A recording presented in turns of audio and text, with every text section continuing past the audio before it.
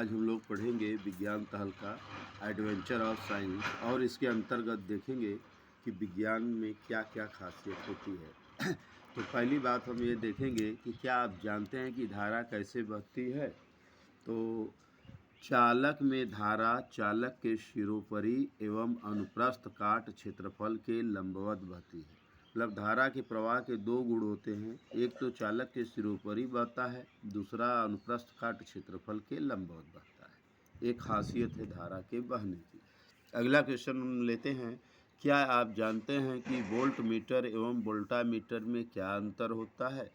आइए हम जानते हैं कि वोल्ट मीटर और वोल्टामीटर में क्या अंतर होता है।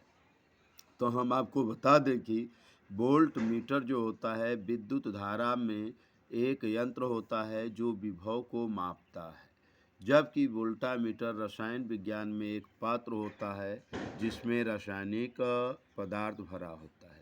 इस प्रकार आप स्पष्ट देख सकते हो कि वोल्ट मीटर वोल्टेज को नापने का काम करता है, वहीं वोल्टामीटर एक पात्र होता है जिसमें रासायनिक पदार्थ भरा होता है। आइए हम अगला क्वेश्चन देखते हैं एडवेंचर की तरफ। क्या आप जानते हैं कि विद्युत परिपथ में धारा नियंत्रक क्या कार्य करता है। तो बहुत से बच्चों को यह नहीं पता होगा कि विद्युत परिपथ में धारा नियंत्रक क्यों लगा होता है, धारा नियंत्रक का क्या कार्य है। आइए हम बताते हैं। विद्युत परिपथ में धारा नियंत्रक परिपथ में धारा की प्रबलता को नियंत्रित करता है। धारा की प्रबलता को नियंत्रित करता है, इसका मतलब धारा की प्रबलता को बढ़ाने या घटाने का काम करता है। आवश्यकता अनुसार धारा को भेजने का काम करता है। अगला एडवेंचर में देखिए आप क्या है, चौथा क्वेश्चन। क्या आप जानते हो कि मनुष्य को अपना पूरा प्रतिबिंब देखने हेतु कितनी लंबाई के दर्पण की आवश्यकता होगी। प्रश्न यह है कि एक मनुष्य अपना पूरा प्रतिबिंब दर्पण में देखना चाहता हो तो उसको कितना लंबा दर्पण की आवश्यकता होगी। आइए हम बताते हैं। हर मनुष्य को अपनी पूरी प्रतिबिंब देखने के लिए अपनी लंबाई के आधी लंबाई के दर्पण की आवश्यकता होती है। जितना मनुष्य का लंबाई होगा, अगर उसका आधा दर्पण की लंबाई होगा तो वह अपना पूरा प्रतिबिंब देख सकता है। आइए एडवेंचर में अगला क्वेश्चन हम लेते हैं और देखते हैं क्या होता है। पांचवा क्वेश्चन है, क्या आप जानते हो कि दो समतल दर्पण 60 डिग्री पर झुके हों तो उनके बीच कितना प्रतिबिंब बनेगा। तो आप जान सकते हो कि प्रतिबिंबों की कुल संख्या जो बनेगी वो 360 अपान थीटा होता है। इस प्रकार 360 अपान झुका हुआ कोण क्या है, 60 डिग्री है। 0 से 0 कटा, 6 के 36, n बराबर 6, जो कि इवन नंबर आएगा। वास्तव में तो बनेगा 6 प्रतिबिंब, लेकिन दो प्रतिबिंब एक दूसरे पर कोइंसिडेंट कर जाता है, एक पर एक बन जाता है, इसलिए नेट बनने वाले प्रतिबिंबों की संख्या जो होती है n बराबर कैपिटल N माइनस 1 होती है। इस प्रकार 6 माइनस 1 करेंगे तो नेट 5 प्रतिबिंब ही बनेंगे। अगला एडवेंचर में क्वेश्चन नंबर 6 लेते हैं हम और देखिए क्या कहता है। क्या विद्युत परिपथ में धारा बहती है। बड़ा क्रूशियल प्रश्न है यह कि हर बच्चा जानता है कि विद्युत परिपथ में विद्युत धारा बहती है, लेकिन ऐसा नहीं होता है। विद्युत परिपथ में धारा बहती ही नहीं है, जी नहीं। विद्युत परिपथ में केवल आवेश प्रवाहित होते हैं, विद्युत धारा नहीं प्रवाहित होती है।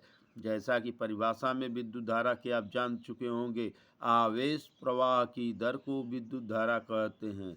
आवेश क्या होता है, इलेक्ट्रॉन होते हैं। इलेक्ट्रॉनों के अलावा विद्युत में किसी का खेला नहीं होता है। इसलिए आपको जानना चाहिए कि विद्युत धारा नाम की कोई चीज़ नहीं होती है, यह केवल आवेश प्रवाह की दर होती है। आवेश की बहने की दर को मापता है और विद्युत धारा बिल्कुल भी विद्युत परिपथ में प्रवाहित नहीं होता है। अब अगला क्वेश्चन हम एडवेंचर में देखेंगे कि विद्युत परिपथ में धारा व इलेक्ट्रॉन कहते ही आप समझ गए होंगे कि आवेश की बात कर रहे हैं हम।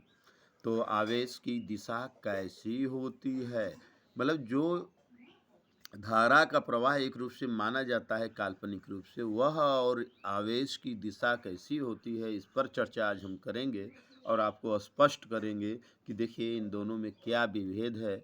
आज विभेद का पर्दा खोलेंगे तो आप जान जाइए कि धारा एवं इलेक्ट्रॉन, जिसको आवेश कहेंगे, की दिशा विपरीत होती है। अगर धारा ए से बी की ओर कहें बह रही है, काल्पनिक होगा मान, लेकिन इलेक्ट्रॉन की दिशा सदैव नेगेटिव से पॉजिटिव की ओर या धारा के विपरीत होगा। धारा हमेशा विद्युत परिपथ में उच्च विभव से निम्न विभव की ओर माना जाता है। इसका अर्थ हुआ कि इलेक्ट्रॉन या आवेश की दिशा निम्न विभव से उच्च विभव की ओर होता है।